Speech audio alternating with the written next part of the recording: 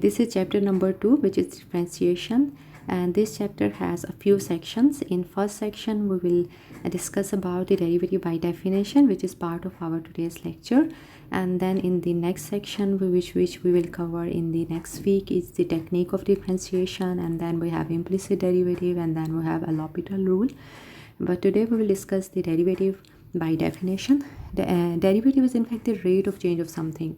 Whenever you want to find the rate of change of something, it means you have to find the derivative. For example, the rate of change of some position of some particle, if the particle or some object is moving, so rate of change of its position with respect to time, its velocity, and similarly the rate of change of the velocity is acceleration.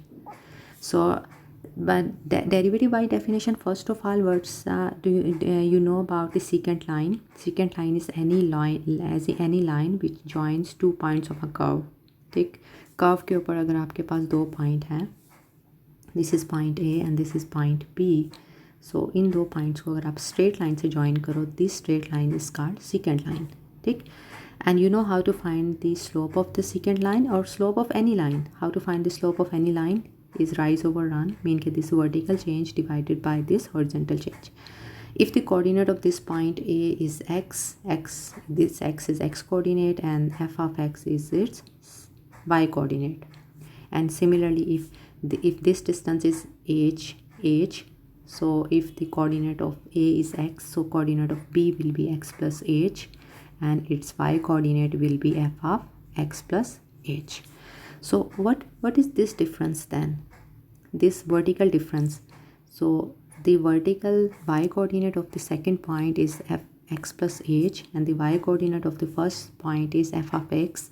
तो ये distance ये होगा f of x plus h minus f of x, क्योंकि ये f of x plus h है और ये या मैं आपको फिगर से शो करूँ. See here, if you see here, ये x है, ये f of x, ये x प्लस h और ये f of x plus h. तो ये distance f of x plus h है और ये डिस्टेंस f ऑफ x है, तो ये डिस्टेंस क्या होगा? ऑफ कोर्स उनका डिफरेंस.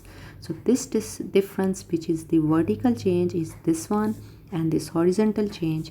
अगर ये x है और ये x प्लस h है तो ये डिस्टेंस फिर कितना हो गया? h. तो ये divided by this is in fact the slope of the secant line. ठीक, vertical change divided by horizontal change. तो ये तो हो गया सीकेंट का स्लोप. और जो सीकेंट का जो स्लोप होता है वो असल में हमें एवरेज रेट ऑफ चेंज बता रहा है. मतलब किसी भी कर्व में अगर आपका कोई भी कर्व है, कोई 2 पॉइंट है ए बी, आपने एवरेज रेट ऑफ चेंज देखना है कि ए से बी तक कितना चेंज हुआ है. तो वो असल में इस लाइन की जो सीकेंट लाइन का जो स्लोप होगा वो हमें एवरेज रेट ऑफ चेंज बताता है. ठीक, अब अगर मैं लिमिट लगा दूँ इसी ये जो सीकेंट लाइन की जो स्लोप है, लिमिट लगा दूं कि एज पे, और एज को मैं कहूँ कि ये ज़ीरो को अप्रोच कर रहा है, मतलब कम होता जा रहा है. अगर if you see from this diagram, ये मेरा एज था. अगर ये एज कम होता जाए, इसका मतलब ये जो बी पॉइंट है वो ए के करीब होता जा रहा है. बी अगर इधर है तो अब सेकंड लाइन मेरी इस तरह बनेगी, तो एज सारी बात कम हो गया.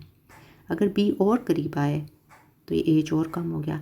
जितना ये एज कम होता जा रहा है तो बी ए के करीब आता जा रहा है. तो एक टाइम ऐसा भी रहेगा कि ये जो बी है ये बिल्कुल ए के ऊपर आ जाएगा. तो आहिस्ता आहिस्ता ये वाली जो लाइन है वो इसमें कन्वर्ट होनी शुरू हो जाएगी. ठीक है, क्योंकि ये लाइन बी के जो करीब आ रहा है, तो ये जो लाइन है ये इस ग्राफ को जस्ट इस पॉइंट पे टच करके गुजर रहा है. तो ऐसी लाइन को हम क्या कहते हैं? Tangent line. So this line is a tangent line. ये सीकेंट लाइन टेंजेंट लाइन में कन्वर्ट हो जाती है जब आप लिमिट लगा दो h approaches zero. So it mean कि सीकेंट लाइन के स्लोप में अगर आप एज अप्रोचेज ज़ीरो की लिमिट लगा दो तो वो स्लोप बन जाएगा टेंजेंट लाइन का. और टेंजेंट लाइन का स्लोप असल में डेरिवेटिव है. मतलब किसी भी आपने टेंजेंट लाइन का स्लोप किसी पॉइंट पे फाइंड करो, वो असल में उस फंक्शन का डेरिवेटिव होता है एट दैट पॉइंट. ठीक, और सीकेंट लाइन का जो स्लोप होता है वो हमें एवरेज रेट ऑफ चेंज बताता है कि ए से बी तक एवरेज चेंज कितना हुआ है. ये तो हमें सीकेंट लाइन का स्लोप बताता है. लेकिन जो टेंजेंट लाइन का स्लोप हमें बताता है उसे इंस्टेंटेनियस रेट ऑफ चेंज भी कहते हैं, कि वो इंस्टेंटेनियस रेट ऑफ चेंज बताता है. मतलब ए पे एकदम से कितना चेंज हुआ है. ठीक है, ये ए पे एकदम से कितना, इंस्टेंटेनियस रेट ऑफ चेंज. तो इंस्टेंटेनियस रेट ऑफ चेंज असल में वही रेट ऑफ चेंज है, लेकिन एवरेज रेट ऑफ चेंज जो है वो सीकेंट लाइन है, सीकेंट का स्लोप है. फिर यहाँ तक बस आपने इतना समझ लेना है कि डेरिवेटिव जो होता है वो असल में सीकेंट लाइन का जो स्लोप था, ये आपने फार्मूला याद रखना है, F of x plus H minus F of x divided by H, ये तो सीकेंट लाइन का स्लोप है। उसमें अगर आप लिमिट अप्लाई कर दो तो इसको हम कहते हैं डेरिवेटिव। अगर तो ये लिमिट एग्जिस्ट करती है तो इसको हम F dash of x, this is the notation, F dash of x से भी शो करते हैं, और D over D x F of x. ये जो डैश लिखते हैं इसका मतलब डेरिवेटिव, डेरिवेटिव ऑफ एफ और विद रिस्पेक्ट टू एक्स। और यहाँ पे डी ओवर डी एक्स का भी यही मतलब होता है कि डेरिवेटिव हम विद रिस्पेक्ट टू एक्स ले रहे हैं, इस फंक्शन का डेरिवेटिव ले रहे हैं एफ का। ठीक, तो अब आगे आ जाते हैं फॉर्मल डेफिनेशन पे। तो फॉर्मल डेफिनेशन यही है जो भी मैंने आपको बताया कि अगर तो ये लिमिट एग्जिस्ट करे, अगर तो ये एग्जिस्ट करे तो ये यही हमारा डेरिवेटिव होता है। ठीक, अब एग्जिस्ट करने का क्या मतलब है, आप सारी पता, लिमिट ज़रूरी तो नहीं हमेशा एग्जिस्ट करे। फॉर एग्जांपल लिमिट अगर इसका इन्फिनिटी आ जाता है आंसर, या माइनस इन्फिनिटी आ जाता है, फिर हमको कहेंगे कि उसका डेरिवेटिव एग्जिस्ट नहीं करता, और we can say that the function is not differentiable at some point, किस फॉर एग्जांपल किसी पॉइंट पे कहता है या ओवरऑल कहता है। ठीक, या हो सकता है इन्फिनिटी ना आए लेकिन हो सकता है फंक्शन इज़ इन पीसेस, और जब लिमिट निकालना है तो राइट और लेफ़्ट अलग निकालना है, और हो सकता है दोनों साइड से आंसर सेम ना आए, तो उस केस में भी आप कह सकते हो फंक्शन इज़ नॉट डिफरेंशिएबल। ठीक, तो दोबारा देख लो, यहाँ तक अभी तक हमने क्या किया, यहाँ तक अभी सिर्फ हमने ये बताया कि जो डेरिवेटिव होता है वो रेट ऑफ चेंज हमें देता है किसी चीज़ का, और डेरिवेटिव फाइंड आपने कैसे करना है बाय डेफिनेशन, आपने ये फार्मूला बस याद रख लेना है, this is the formula for derivative. ये फार्मूला भी हमने क्वेश्चंस में यूज़ करना है।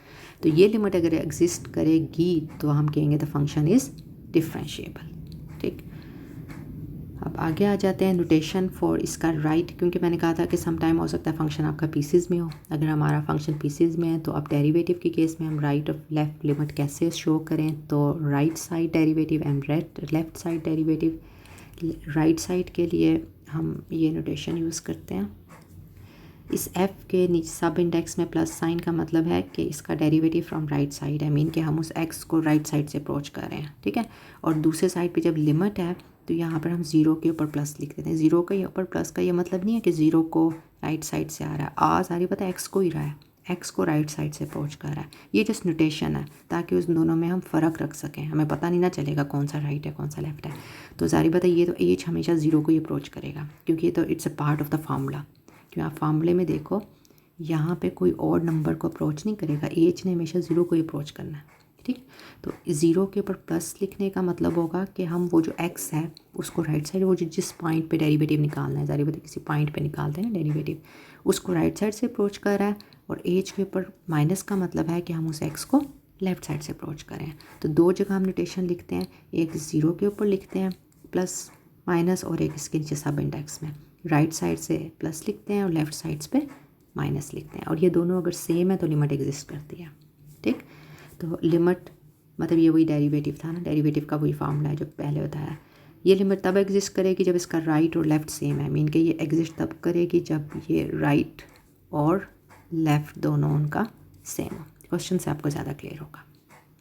ठीक, अब ये जैसे एग्जांपल है वही वेलोसिटी का, तो वही जो चीज़ मैंने आपको एक्सप्लेन किया तो उसने वेलोसिटी का भी इसी तरह से एक्सप्लेन किया हुआ कि रेट ऑफ एवरेज वेलोसिटी क्या होता है, एवरेज जो चेंज है, और उसमें अगर हम लिमिट निकाल दें तो वो इंस्टेंटेनियस वेलोसिटी या सिंपल वेलोसिटी उसे कह सकते हैं।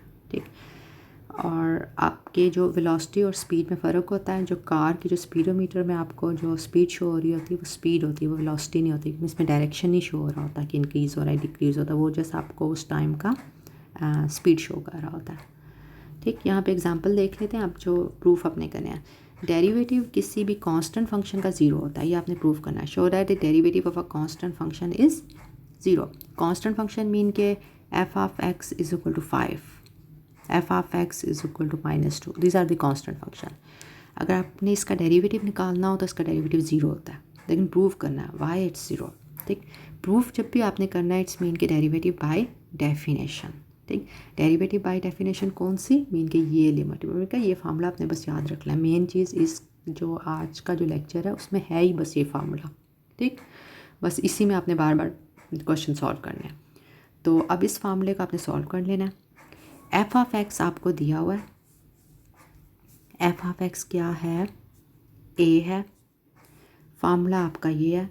You need to replace this values over here f of x की जगह तो चलें ए हम पुट कर देंगे, f of x plus h की जगह क्या पुट करें, यहाँ पर आपने x की जगह ये चीज़ पुट कर देनी है। तो on the right hand side if you have x, तो जहाँ जहाँ x होगा you will replace x with this x plus h, but there is no x on the right hand side. On the right hand side you have only a, so a remains a क्योंकि x नहीं है। तो f of x plus h भी a बन जाएगा, ये भी a है और ये भी a है, तो a माइनस a तो ज़ीरो हो गया। पहले सिंप्लीफाई करते हैं फिर लिमिट अप्लाई करते हैं ना, तो ज़ीरो ओवर h ज़ीरो हो गया। अब ज़ीरो पे लिमिट अप्लाई करो, zero is a constant, zero remains zero, so इसका मतलब है डेरिवेटिव क्या आ गया, ज़ीरो। ठीक, सेकेंड एग्जाम्पल देख लो, derivative of a linear function. You have a linear function, this function like आपका फंक्शन इस तरह से है 3x plus 2, this is a linear function. तो derivative of a linear function is always this coefficient of x, तो इसका derivative 3 आएगा, ये हमने प्रूव करना है। So derivative of this linear function is m, ये हमने प्रूव करना है। सेम उसी तरह आपने जस्ट फार्मूला लिख लेना है, ये देखो ना फार्मूला लिख लिया। उसके बाद क्या करना है, वैल्यूज जस्ट सब्स्टिट्यूट कर देनी है। एफ ऑफ एक्स आपको गिवन है, F of x plus H, क्योंकि ये तो हम इसकी जगह रिप्लेस कर देंगे, और इसकी जगह क्या करना है, क्योंकि F of x is given you will substitute x with x plus H on both side. यहाँ पे जहाँ जहाँ एक्स है उसको सर्कल कर लिया करो, तो जहाँ जहाँ एक्स है उसकी जगह हमने एक्स प्लस एच रिप्लेस कर दिया। ठीक, अब ये सारी वैल्यूज जस्ट यहाँ पे सब्स्टिट्यूट की, और after cancellation this B will be cancelled, this will be cancelled, उसके बाद ये एच के साथ कट गया, m बच गया। m is a constant, constant पे जो मर्जी लिमिट अप्लाई करो constant remains constant, so the answer is m। Similarly x squared का जो डेरिवेटिव होता है वो 2x होता है, देखना है कैसे होता है 2x। सेम उसी तरह फार्मूला लिखा, then if f of x is x squared, so f of x plus h क्या होगा, जहाँ जहाँ x है उसकी जगह आपने x प्लस एच रिप्लेस कर देना है। फिर इस फार्मूले को x प्लस एच को ओपन कर लो, a square plus b square plus 2ab, ये तो वैसे आ गया, ये इसके साथ कैंसिल हो गया। Remaining thing is this one, H से कॉमन ले लो, एच के साथ कट गया। Now this is a polynomial, polynomial में लिमिट अप्लाई करो, एच पे लिमिट है ना, तो एच की जगह 0, तो 2x एज इट इज़ आ गया। So that's why the derivative of x square is 2x।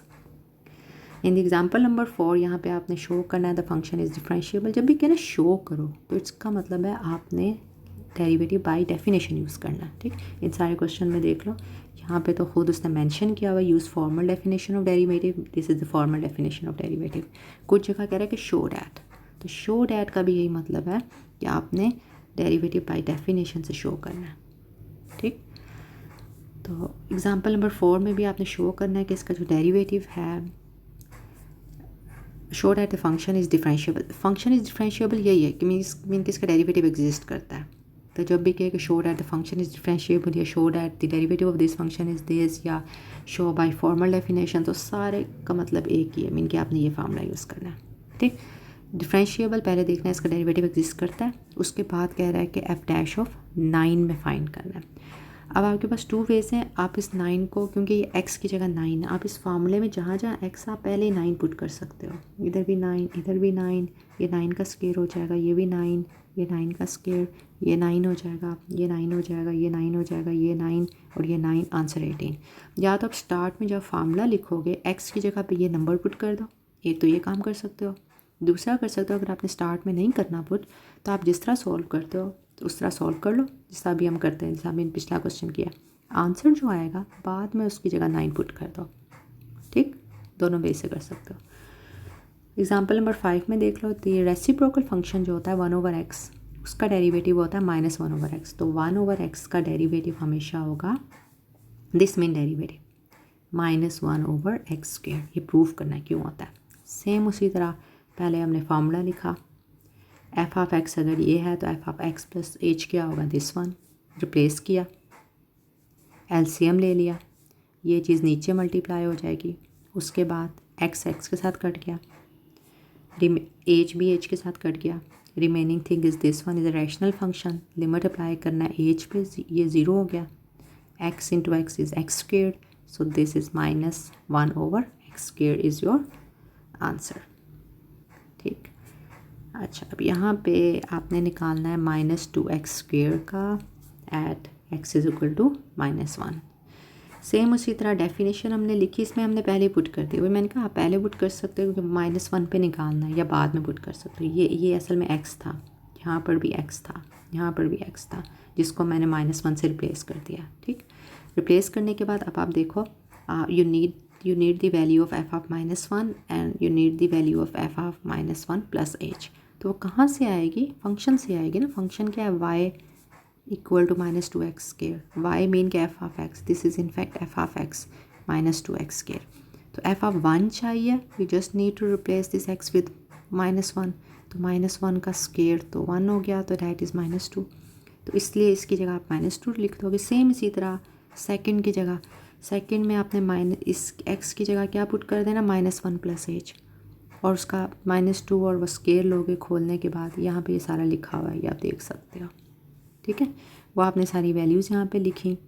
उसके बाद देख लेना जो सिंप्लीफाई हो रहा है, ये इसके साथ कट रहा है, एज से कॉमन ले लिया, एज नीचे वाले एज के साथ एक कट गया, जो रिमेनिंग थिंग में एज 0 है, तो आंसर आ गया 4।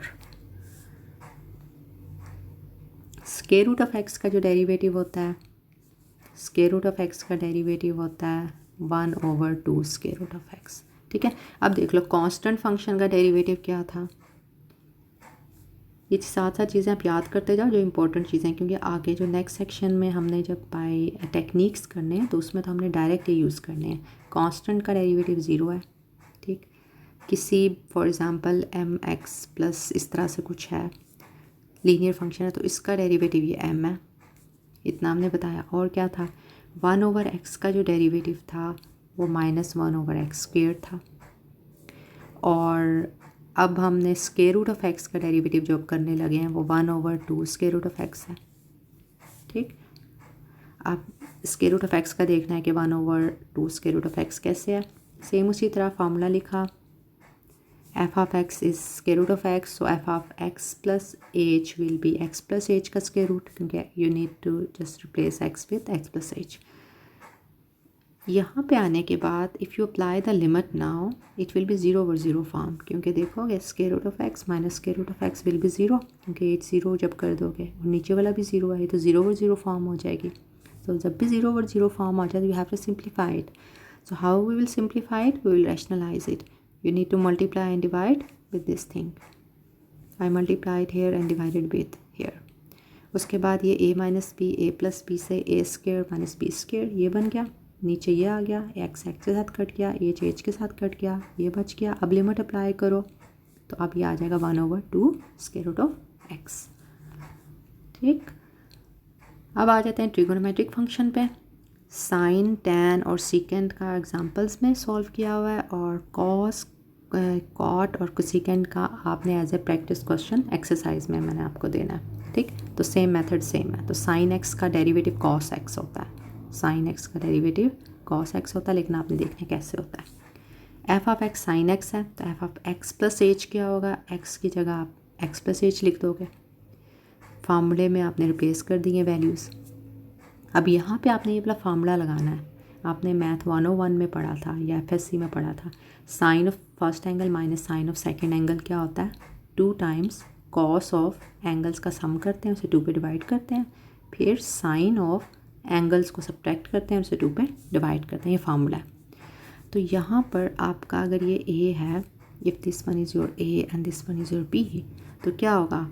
2 कॉस, ठीक, उनको ऐड किया, a + b यानी इज़ x + h + x, ये किया डिवाइडेड बाय 2 और एक बार सब्ट्रैक्ट किया।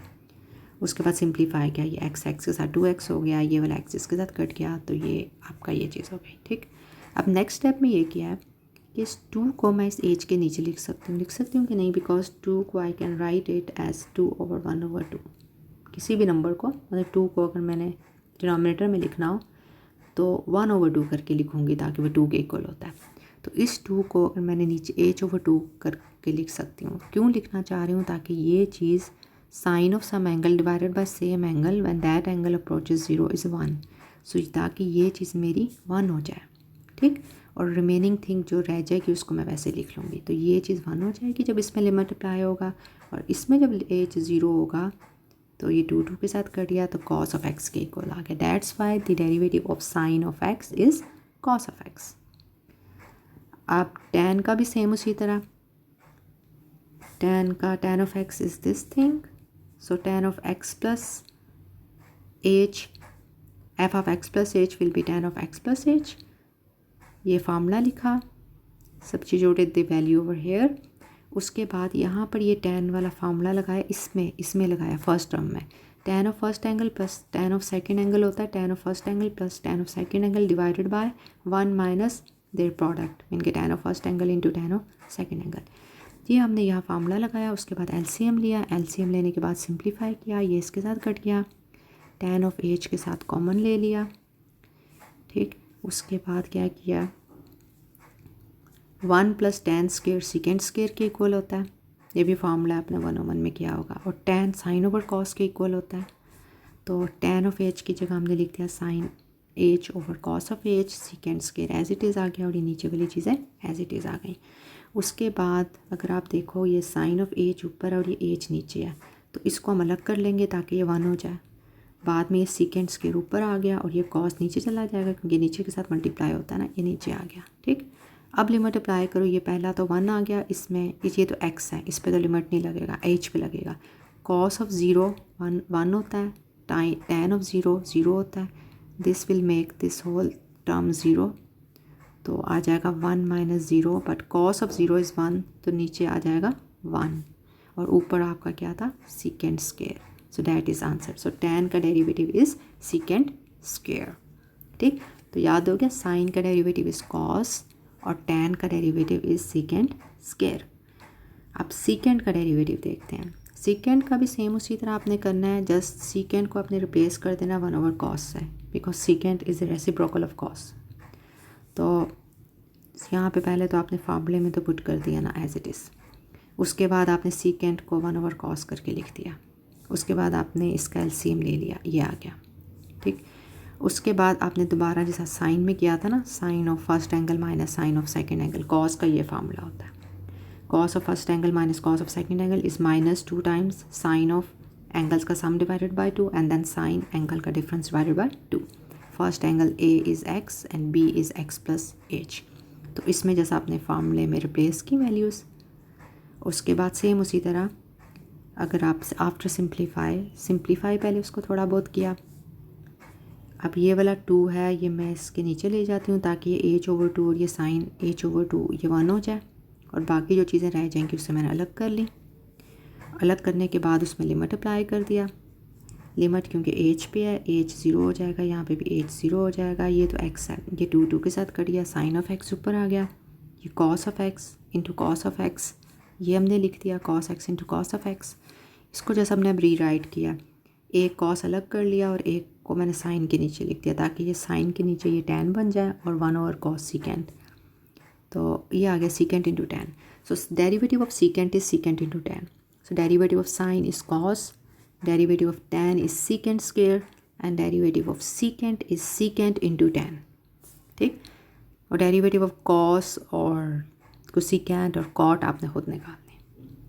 देयर इज़ अ थ्योरम ये है कि हर डिफरेंशिएबल फंक्शन जो होता है वो कॉन्टीन्यूस होता है, मतलब if a function is differentiable at some point then it is also continuous at that point. ऐसा पॉसिबल नहीं है कि अगर आपको एक फंक्शन है वो डिफरेंशिएबल है 1 पर और वो कॉन्टीन्यूस ना हो, दैट्स नॉट पॉसिबल। कन्वर्स में नॉट बी ट्रू, मतलब हर कॉन्टीन्यूस फंक्शन ज़रूरी नहीं है डिफरेंशिएबल हो, मतलब हो सकता है एक फंक्शन है 1 पे कॉन्टीन्यूस हो लेकिन डिफरेंशिएबल ना हो, लेकिन अगर डिफरेंशिएबल है तो कॉन्टीन्यूटी मस्ट है। तो ये थ्योरम है, इसका मैं जस्ट प्रूफ आपका ओवरव्यू दे देती हूँ, इट्स वेरी इजी, बहुत इजी है। सपोज कर लो कि फंक्शन जो है वो डिफरेंशिएबल है सी पर, ठीक, फंक्शन डिफरेंशिएबल है, प्रूफ हमने करना है कि वो कॉन्टीन्यूस है।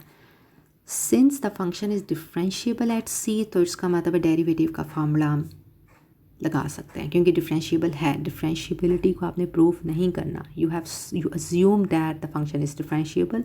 If the function is differentiable so ये फार्मूला हम लिख सकते हैं। प्रूफ हमने क्या करना है कि that function is continuous.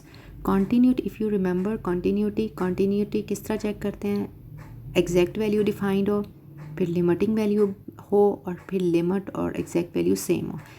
Third condition first two condition को कवर कर देता है। तो कॉन्टीन्यूटी की जो थर्ड कंडीशन ये थी कि limiting value is equal to its exact value हो।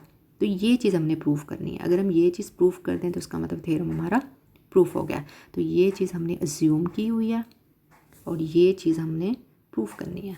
ये चीज़ प्रूफ करने का मतलब है हमने ये चीज़ प्रूफ करनी है। एफ ऑफ सी को अगर मैं दूसरे साइड पे ले जाऊँ और कॉमन ले लूँ लिमिट से, क्योंकि कांस्टेंट पे तो लिमिट का इफेक्ट नहीं पड़ता, तो ये चीज़ अगर मैं प्रूफ कर दूँ ना, अगर मैं limit of F of X minus F of C अगर मैं ज़ीरो के इक्वल प्रूफ कर दूँ तो इसका मतलब है मेरा थ्योरम प्रूफ हो जाएगा।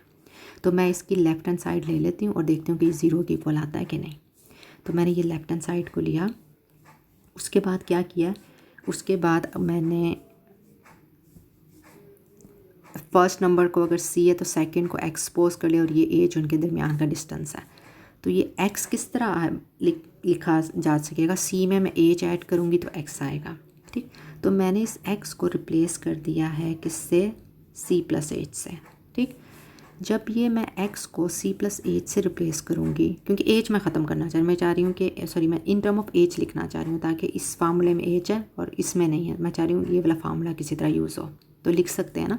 मतलब मैं ये अगर फर्स्ट पॉइंट सी है और ये सेकंड पॉइंट एक्स है, कुछ भी हो सकता है, उनके दरमियान डिफरेंस अगर एज है तो आप इस एक्स को लिख सकते हो सी प्लस एज।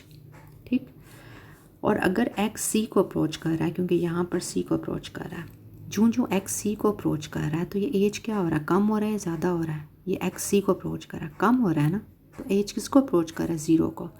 तो एक्स सी को अप्रोच करने का मतलब है एज ज़ीरो को अप्रोच कर रहा है। ठीक, तो दोबारा देख लो मैंने क्या किया, मैंने ये प्रूफ करना है, इसको मैंने यहाँ पे लिखा। उसके बाद मैंने इस एक्स को रिप्लेस कर दिया सी प्लस एज के साथ। जब एक्स सी को अप्रोच कर रहा है तो एज, क्योंकि मैं सारा चाह रही हूँ कि एज की टर्म में लिखूँ, तो एज ज़ीरो को अप्रोच करेगा। ठीक, अब देखो ये फार्मूला बनता जा रहा है।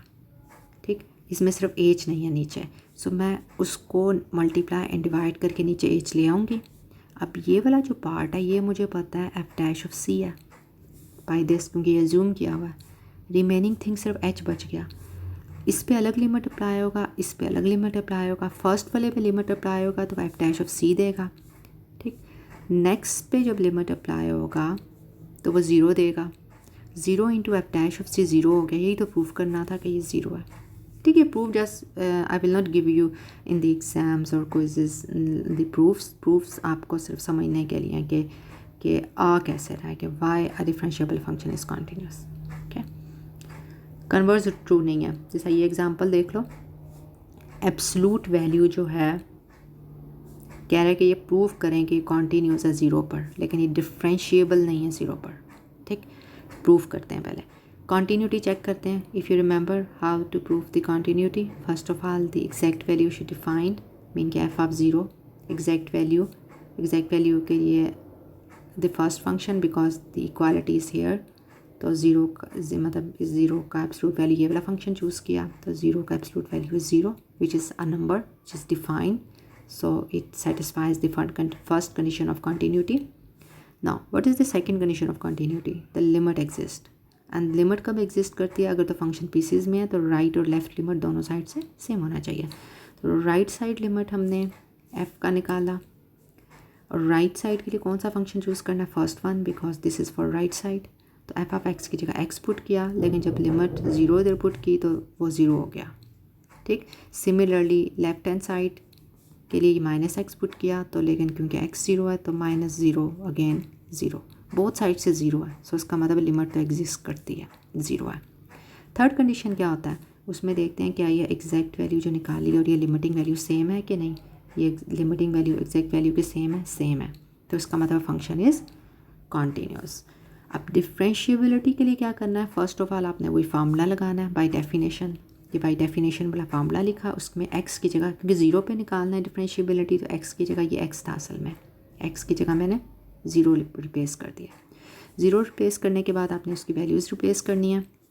एफ ऑफ ज़ीरो तो एग्जैक्ट वैल्यू है, तो वो हमने निकाला हुआ है, और यहाँ से देख लो एफ ऑफ ज़ीरो क्या है, ज़ीरो, वो हमने यहाँ पे सब्स्टिट्यूट कर दिया। लेकिन एफ ऑफ एच जो है वो, क्योंकि एफ ऑफ एक्स हमारा था absolute value of x, so f of H will be absolute value of H, तो ये आपका आ गया ये। अभी एब्सोल्यूट वैल्यू को हमने ओपन नहीं किया क्योंकि ओपन करने के लिए हमें राइट और लेफ़्ट अलग लेना है। तो राइट साइड से यहाँ पे राइट साइड के लिए मैंने कहा था प्लस लगाते हैं और इस ज़ीरो के ऊपर प्लस लगाते हैं। तो this is for right and this is for left. Right side के लिए जब आप लोगे तो एब्सोल्यूट वैल्यू ऑफ एच में कन्वर्ट हो जाएगा and for left hand side absolute value will be minus H. Now this will B cancel out. यहाँ पे 1 आ रहा है, यहाँ पर -1 आ रहा है। लिमिट अप्लाई करोगे, कांस्टेंट रिमेन्स कांस्टेंट्स। सो ये 1 है और ये -1 है विच इज़ नॉट इक्वल।